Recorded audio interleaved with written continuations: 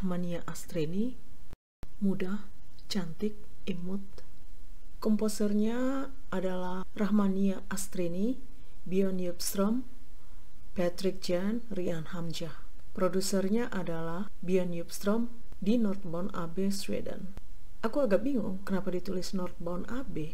Apakah Björn Djupström ini dilamar melalui perusahaan Northbound AB?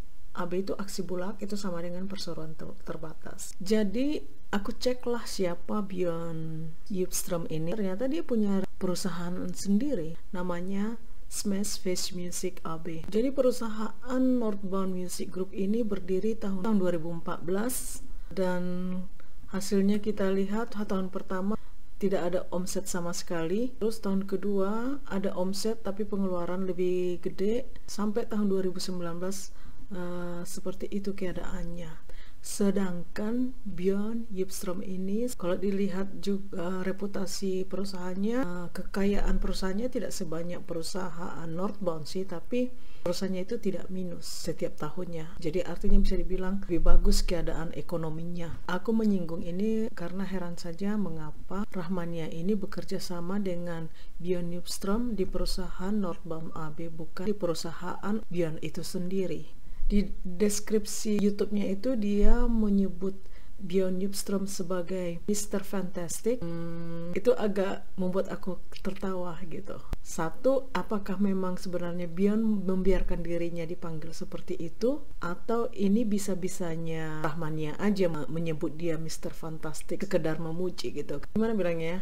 Bukan tipenya orang Swedia memanggil dirinya seperti itu, memuji seperti itu gitu. Nanti bisa dibilang kalau orang memanggil kita seperti itu kayak penjilat pan-te-ate. Itulah istilahnya di sini gitu. Jadi gitu sekilas mengenai Björn Djupström. Ya memang sih dia penulis lagu lah yang telah go internasional, walaupun masih banyak penulis lagu di Swedia yang lebih terkenal dari dia gitu deh. Sekarang kita lihat videonya. Why you gotta be on my mind? Why you gotta take up my time? I was doing fine till you came around. Ya, R&B, tapi kalau menurut aku, kita tahu misalnya R&B itu yang jadi tolok ukur yang kita buat, bisalah Umbrella-nya Rihanna atau Diamond in the Sky. Jadi kalau kita bandingkan ke lagu itu biasa aja sih gitu. Bahkan nggak usah lah dulu kita bandingkan ke R&B internasional gitu. Atau mungkin karena aku telah mendengarkan lagunya Syah Raffi duluan, sehingga aku merasa biasa aja dengan lagu ini. Mungkin kalau aku dengarkan lagu ini duluan kemudian Syah Raffi, mungkin jadi berbeda pendapatku. Tapi enggak juga sih, ngebitnya Syah Raffi lebih ngebit kok daripada lagu ini. Itu sedikit mengenai musiknya. Kalau liriknya ya lirik galau ya. Pretty but little selfish, crazy and little jealous.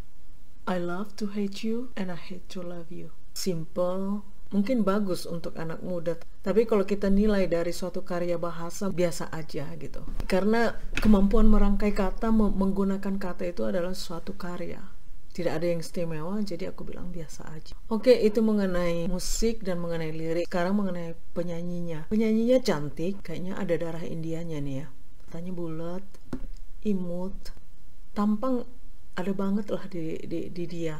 Tapi meskipun begitu, itu bukan tipikalnya penyanyi untuk yang internasional ya. Mungkin di Indonesia tampang-tampang gitu oke banget gitu.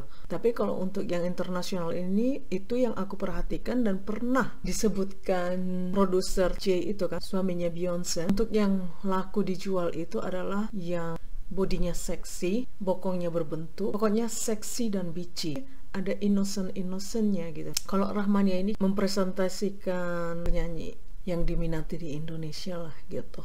Jadi kalau mau jujur sih, Rahmania ini kalau mau dia langsung menarik perhatian secara internasional, nggak di Indonesia doang, ya minimal sampai di Asia aja, misalnya Singapura, Korea, Hong Kong, Jepang gitu, seksi bitchy lah kayak Blackpink gitu. Aku lihat videonya itu kualitas gambarnya jelek banget dan kelihatan seperti kamera HP gitu. Terus masih mengenai video klipnya itu, kenapa ya dibuat lirik on the screen? Hal ini mengingatkan aku juga kepada Agnes Mo waktu keluar album single pertamanya Coke Bottle itu, dan alasan penulis lagunya dan orang-orang yang bekerja dengan si Agnes Mo adalah supaya pendengar bisa mengerti apa yang diucapkan oleh Agnes Mo. Itu alasan mereka ya, artinya itu kan bisa aja berarti lafalnya Agnes Mo menurut mereka belum Amerika sekali gitu. Jadi aku heran mengapa dalam video Rahmania ini dilakukan hal yang sama. Apakah dengan alasan yang sama? Atau karena pangsa pasarnya juga kemungkinan besar Indonesia, supaya lebih membantu pendengar Indonesia untuk mengerti liriknya? Aku nggak tahu. Atau ada penonton di sini yang bisa memberikan masukan bahwa pernah dia diwawancarai mengapa sampai ada lirik on the screen gitu. Karena menurut aku itu sesuatu yang bukan plus gitu, tapi ini semua liriknya dituliskan. Bertanya sih kenapa gitu. Terus video shootnya sepertinya kayak selfie gitu deh.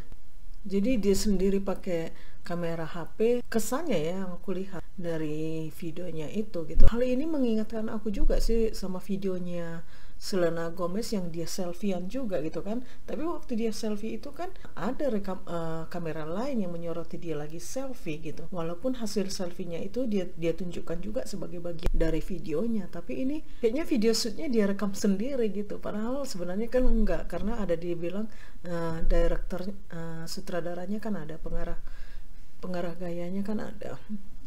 Jadi ya minus sih menurut aku videonya sama video shootnya, adegannya. Terus ekspresi Rahmania juga tidak menyatu dengan lagunya. Dia seakan-akan hanya mengikuti, bergumam mengikuti lirik itu aja, tidak seperti sedang menyanyi gitu. Aku sudah mereview lagunya Amanda Chesa.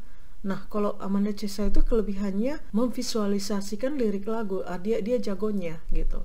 Jadi apa isi lagu itu kelihatan di aktingnya Amanda. Bukan mau memperbandingkan ya, aku hanya untuk memberikan contoh aja supaya maksud yang ingin ku sampaikan itu jelas gitu. Jadi caranya Rahmania ini untuk memvisualisasikan lirik lagu itu ke dalam akting ya kurang sih. Yang bagusnya di Rahmania ini adalah suaranya bagus. Aku suka suaranya bulat, ada powernya, ada vibranya juga. Aku suka suaranya. Ya gitu aja yang bisa ku ulas.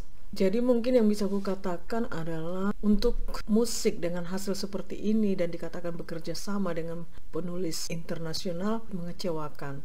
Aku nggak tahu habis berapa duit dia untuk membeli lagu itu. Padahal kalau mungkin lagunya Syahrafi dia beli lebih bagus. Bukan berarti aku mengecilkan karyanya Björn Nyström ya. Penulis lagu dalam lagu ini kan ada 6 orang gitu, bukan cuma Björn Nyström-nya aja. Tapi menyenangkan melihat kehadiran Rahmania di kancah musik Indonesia, khususnya di genre R&B. Kebanyakan penyanyi pop ya. Semoga dia sukses. Ciao.